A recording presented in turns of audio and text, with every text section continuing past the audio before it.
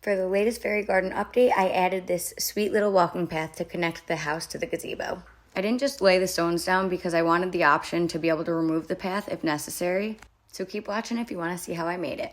I would rate this craft relatively easy with the minimum amount of materials. I found the rocks while I was playing at the lake with my nephew, and the plastic piece came from something that we bought since everything comes in plastics these days. So instead of putting it in the recycling bin, I decided to use it for this. So I just laid the plastic out and then used a Sharpie to draw a rough outline of what I wanted the path to look like. Then I added a layer of packing tape and basically laminated it so it was more sturdy for when I glued the rocks on. I could have laid the rocks directly down instead of using the plastic piece, but I like to have the option in case I ever do want to change anything.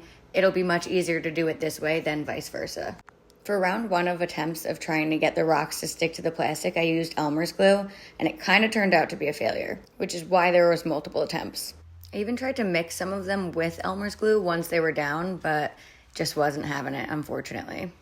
I let it dry for like 24 hours, but most of it still fell off, so I broke out the Mod Podge, and thankfully that did work. I used the liquidy Mod Podge to go over all the spots that needed to be filled with rocks, and then after I did all of that, I used the spray to be extra safe and make sure everything was locked and loaded. So once I finished with the spray, I let it sit overnight, and then when I went to check it in the morning, it seemed like it was holding up well, so I felt like there was a lot of promise with this attempt.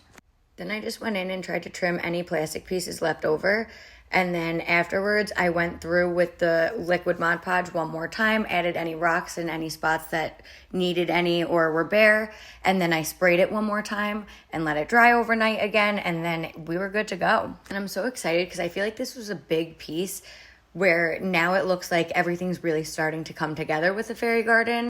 And honestly, I kind of think we're getting towards the end with this part of the fairy garden.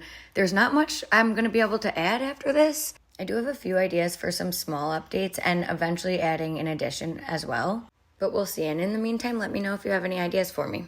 As per usual, I had no specific vision, but with each addition to the fairy garden, I love it more and more. And this has been such a fun project, and I think everyone needs their own fairy garden.